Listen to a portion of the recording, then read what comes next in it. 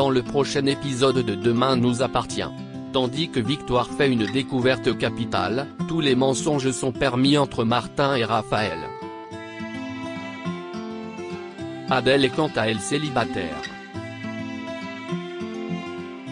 Attention, les paragraphes qui suivent contiennent des spoilers sur l'épisode de Demain nous appartient diffusé demain soir sur TF1.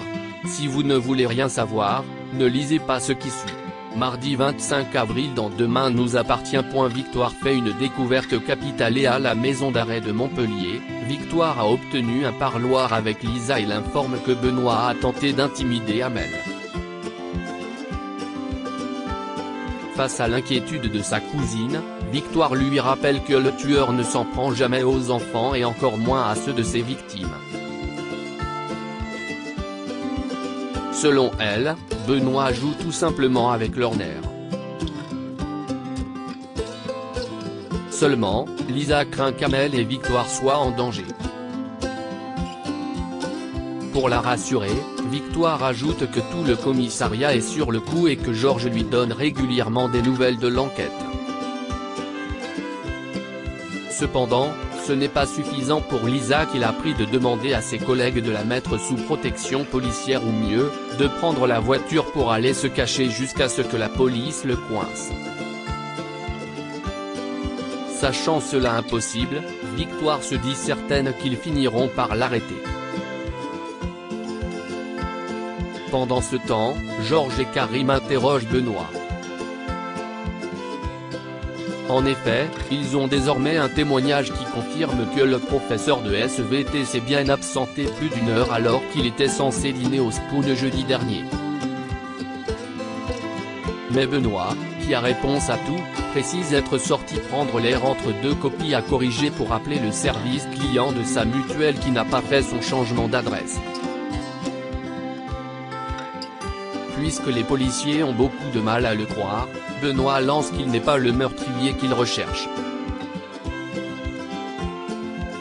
D'ailleurs, il souligne qu'il s'est soumis à un test ADN qu'il a formellement innocenté. Bien qu'il se soit montré coopératif jusqu'à présent, sa patience a des limites.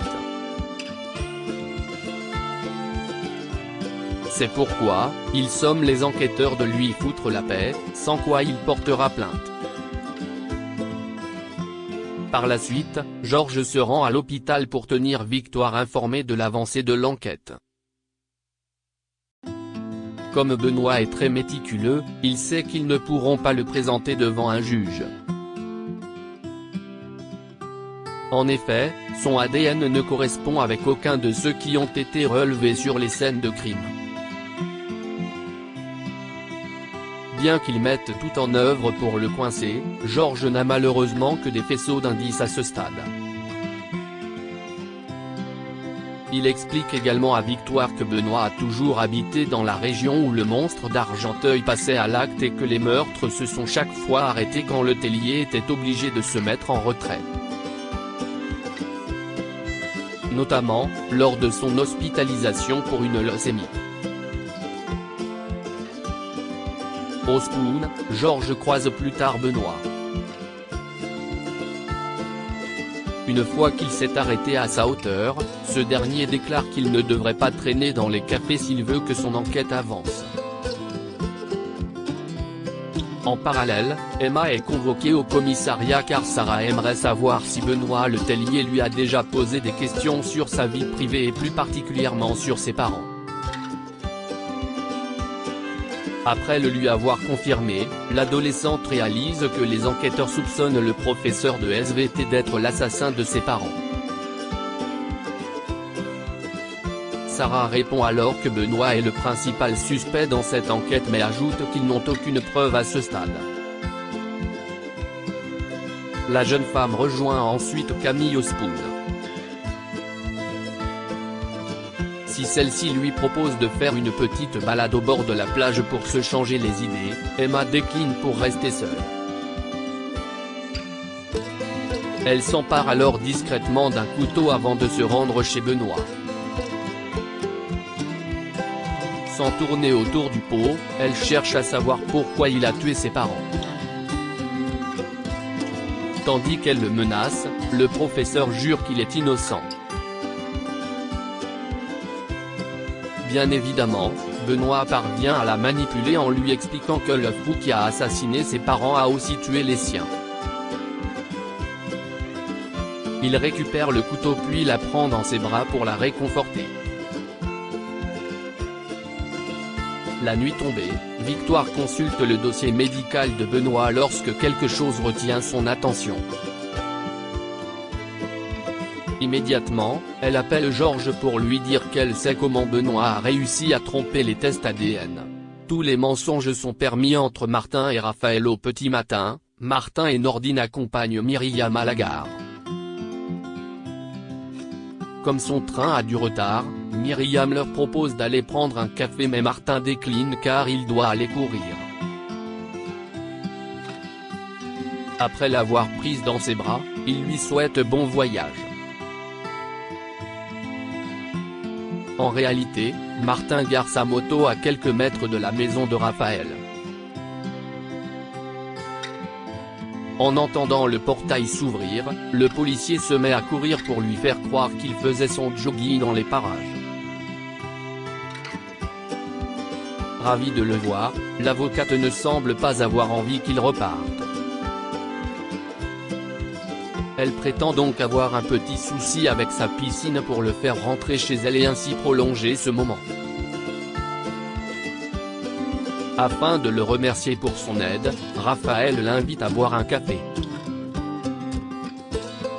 L'occasion pour Martin de prendre des nouvelles d'Emma et de la remercier une fois encore d'avoir dégoté un avocat à Jules. Quand il pose sa main tendrement sur sa cuisse, Raphaël, qui est mal à l'aise, lance qu'elle doit aller au marché avant que ça ne ferme. En se levant, Martin et Raphaël sont sur le point de s'embrasser mais se ravisent au dernier moment. En quittant la villa, Martin remarque qu'un agent de surveillance la voie publique est en train de lui coller une amende car sa moto gêne le passage. Martin essaie bien de l'informer qu'il est commandant de police mais sans succès. Pour échapper à l'amende, il appelle donc une personne à la mairie. Dans le même temps, Raphaël quitte son domicile avec sa voiture et le prend en flagrant délit. Adèle est désormais célibataire au Spoon. Bart reçoit un message vocal d'Adèle. Toutes les photos qu'elle a prises de lui pour le portrait de famille étant floues, elle voudrait qu'il passe chez elle dans la journée pour reprendre quelques clichés. Mona, qui a tout entendu, ne perd pas une seconde pour mettre son petit grain de sel. Certaine qu'Adèle craque pour son patron, elle conseille à Bart de foncer. Bart se rend donc chez Adèle qui est au téléphone avec son petit ami et met un terme à leur histoire. Des mots qui n'échappent pas à Bart qui semble se réjouir de la tournure des événements. En raccrochant, Adèle lui présente ses excuses puis confie combien cela la déprime de devoir rassembler les affaires de son ex-petit ami. Lorsque Bart lui propose son aide, elle accepte un peu gênée. Peu après, ils se mettent au travail. Leur complicité retrouvée, ils profitent de ce moment en tête-à-tête pour discuter et rire ensemble.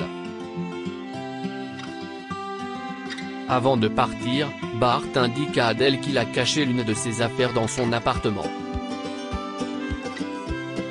Si elle la découvre, elle gagnera quelque chose. De retour au Spoon, Bart s'étonne que Mona ne lui ait rien demandé concernant son après-midi avec Adèle. Toutefois, la mère de Georges n'en a pas eu besoin vu le sourire qu'il arbore. Bart lui raconte alors son après-midi avec la jeune femme. Ils se sont tellement amusés qu'ils ont oublié de prendre la photo pour le portrait de famille. Mona accepte de s'en charger.